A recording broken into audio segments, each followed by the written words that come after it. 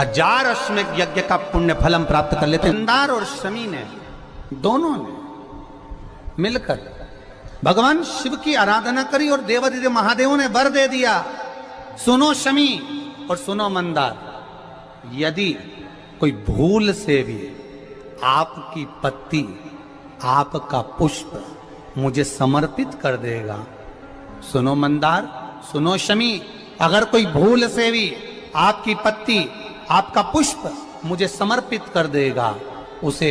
1000 अश्वमेध यज्ञ के स्नान का जो पुण्य होता है वो एक क्षण में प्राप्त होगा।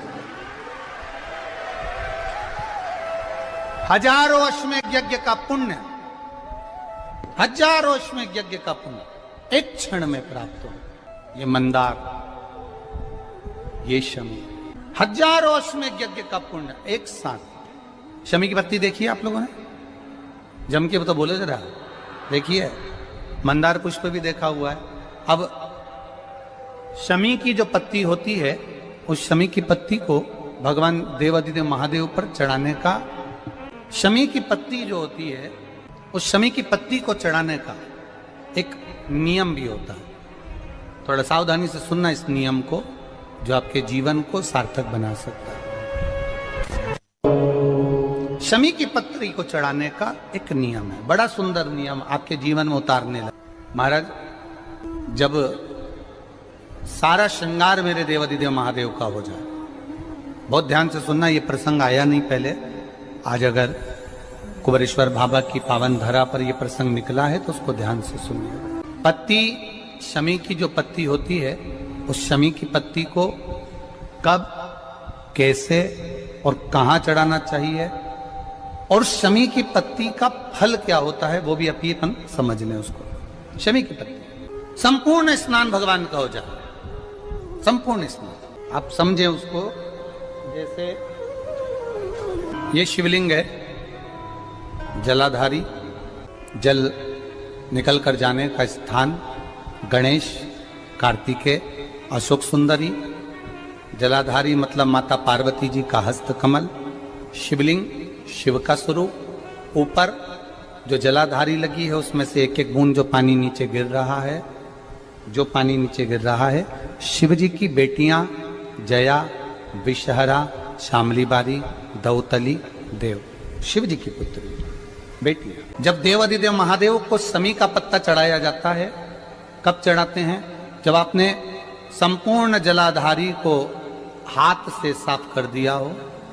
शिवलिंग पर जल चढ़ा दिया हो, शिवलिंग का पूरा श्रृंगार आपने कर दिया हो, संपूर्ण श्रृंगार मेरे देवादिदेव महादेव का हो गया, संपूर्ण श्रृंगार। बाबा को चंदन का लेपन, अबीर, गुलाल, अक्षत, बेलपत्र,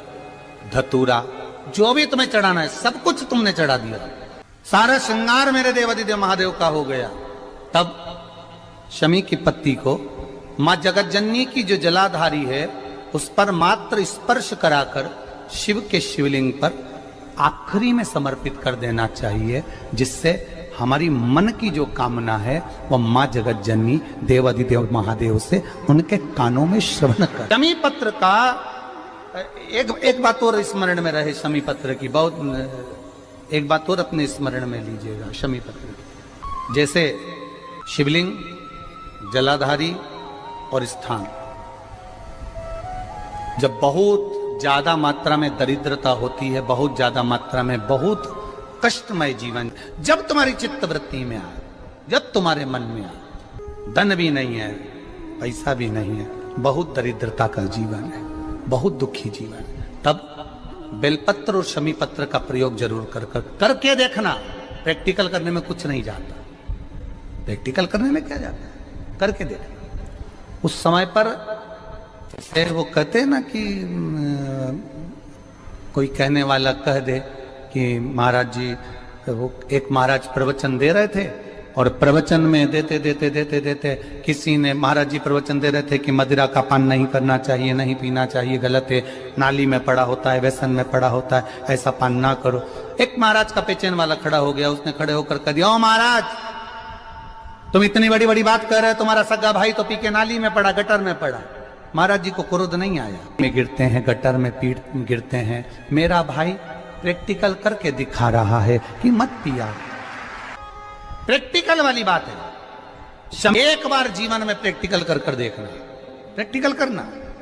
जैसे आपको कहा कि आपका विश्वास अगर पक्का है, भरोसा अगर दृढ़ है, और शंकर के प्रति अगर आपका विश्वास पक्का है, शंकर कह रहे हैं, मां उमा से, मां पार्वती से मेरा महेश कह रहा है, मेरा बाबा भोलेनाथ, मेरा बाबा विश्वनाथ, मेरा त्रिकालदर्शी कैलाशी अविनाशी कह रहा है कि हे पार्वती,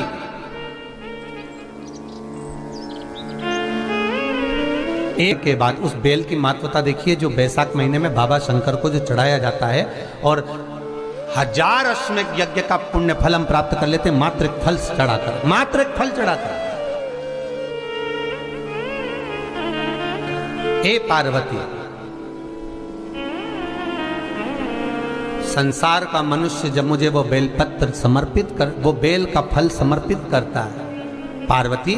वो फल जो मुझे चढ़ता है, फिर मैं भले नर्मदा के जल से निकला हुआ कंकर शंकर क्यों ना हूं,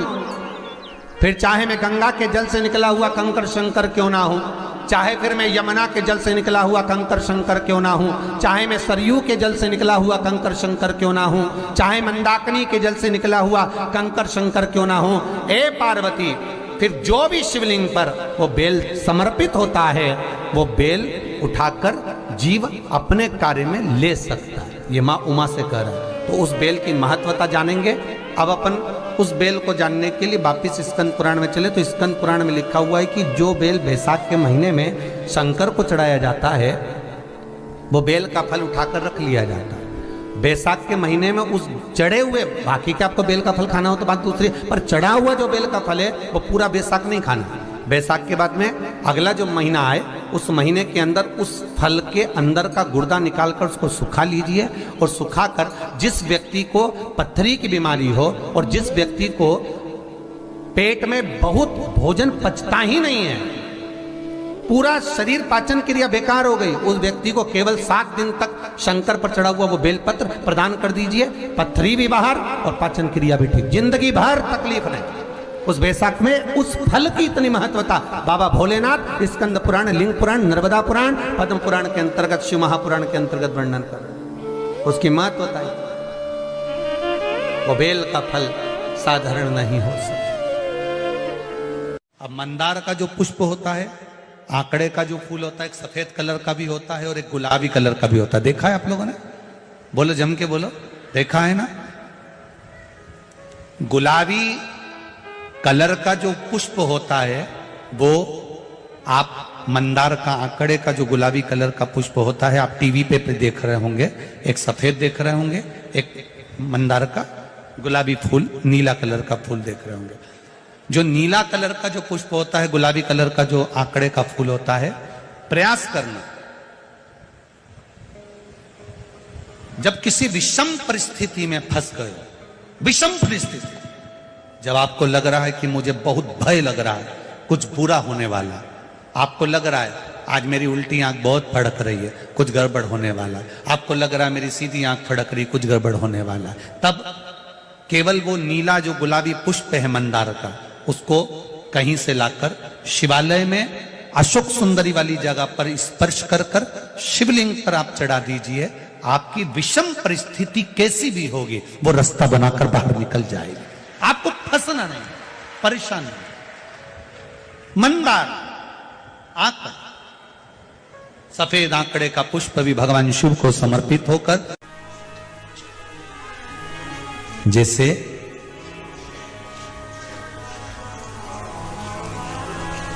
बेले के फल का गुर्दा, बेल का जो फल होता है, बेलपत्री का फल, उसका जैसे गुर्दा,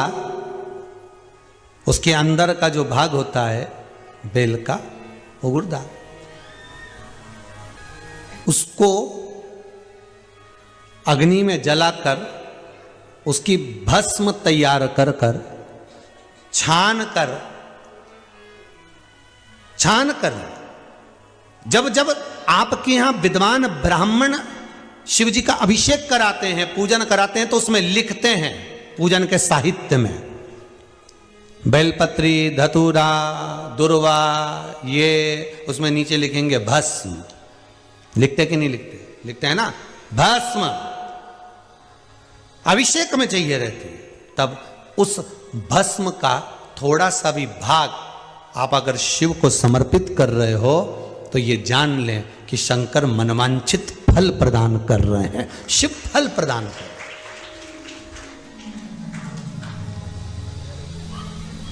महाराज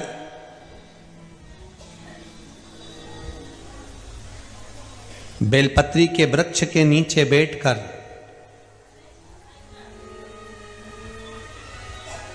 हाथ में एक बेलपत्र का पत्ता रखकर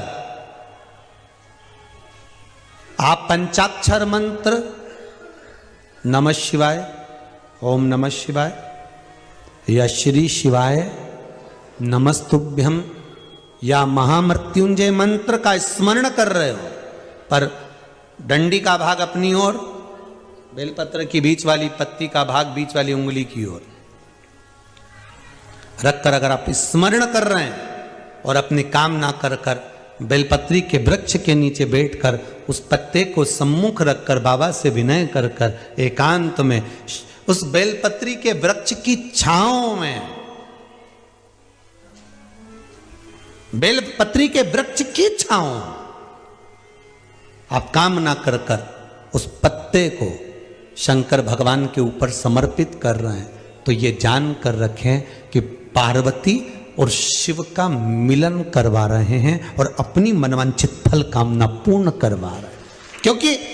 शिव और पार्वती का जब मिलन होता है, शंकर पार्वती जब एक दूसरे के सम्मुख में होते हैं, शिव और पार्वती जब एक दूसरे के सामने अपने बच्चों के कारण एक दूसरे के सम्मुख में आते हैं, तो उनके चेहरे पर प्रसन्नता का भाव आ जाता है। फल,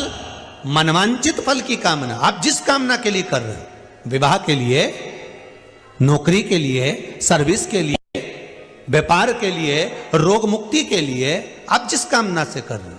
ईश्वर महादेव जो व्यक्ति पथभ्रष्ट हो जाए, जैसे मदिरा के नशे में पड़ गया, कहीं जुए में पड़ गया, कहीं मांसाहार में पड़ गया, कहीं व्यसन में पड़ गया, कहीं गलत काम में अगर कोई जा रहा है, तो श्रंभेश्वर महादेव के नाम से काली तिल भगवान शिव को समर्पित करी जाती है। महाराज काली तिल को वापस उठाकर ले आते हैं, उसी काली तिल को जो मदिरा का नशा करने वाला होता है